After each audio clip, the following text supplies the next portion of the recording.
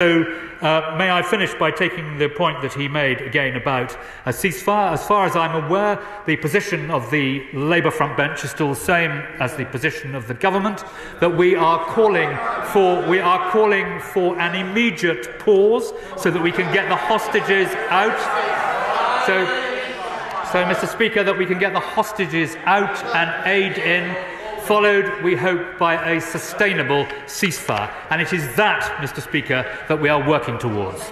Chair of the Select Committee, Alicia Kearns. Thank you, Mr. Speaker. Can I start by putting on record my gratitude for the Minister for the Middle East, who made significant representations ahead of Ramadan to reduce tensions in Jerusalem and particular access to the Al-Aqsa Mosque, which so far remains calm. The IPC report does make breathtakingly difficult reading, and the humanitarian situation is catastrophic, but it need not be.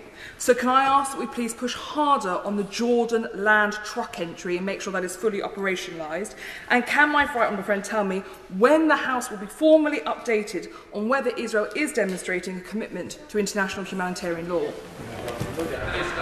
Well, I thank her for her comments, and I will pass on her comments about my colleague, Lord Ahmed, the Minister for the Middle East. In respect of international humanitarian law, we are going through the necessary legal processes, which are complex, but I can tell her that as soon as we are in a position to update the House on what we have set out clearly before, we will do so. Spokesperson Brendan O'Hara. Thank you, Mr. Speaker. I take absolutely no satisfaction in saying that a month ago in this chamber I said that innocent people will die because of Israel's decision to prevent food getting to those who need it. So these reports of an imminent famine should surprise no one. We've all known that this deliberate man-made famine was coming. I've just returned from Al Arish on the Egyptian-Gaza border with the Foreign Affairs Committee, where we saw hundreds and hundreds of lorry loads of food and aid waiting for permission to get into Gaza. So let's be very clear about our language here. The people of Gaza are not starving. The people of Gaza are being starved. And does the Minister accept that there is no food shortage in the region? Does he accept that the reason that people are starving to death just 44 miles from Tel Aviv, the distance between Glasgow and Edinburgh, is as a direct result of the Israeli siege and their premeditated decision to cut off food supplies? And does he also accept that starving a civilian population to death is a war crime?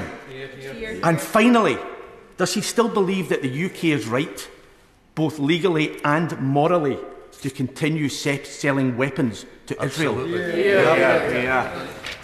Well, on his final point, Mr. Speaker, he is well aware of the arms sale regime that Britain adopts.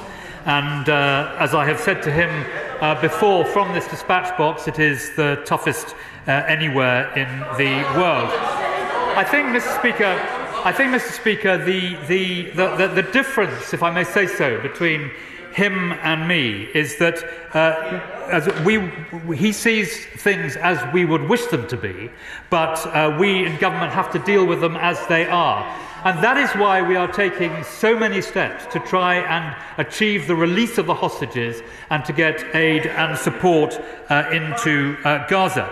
And to one point that he makes, where he is right, and it's a point also echoed by the Shadow Foreign Secretary, and it is this: the way to get aid into Gaza is by road and by truck. Of course, we are doing everything we can to explore every way, including the maritime route and dropping aid from the air. But at the end of the day, it is through road traffic, and that's one of the reasons why we are working so closely with Jordan to ensure that that route of aid in by road is enhanced. But at the end of the day, that is the right route to get aid in, and we are doing everything we can to try and make sure that it is pursued.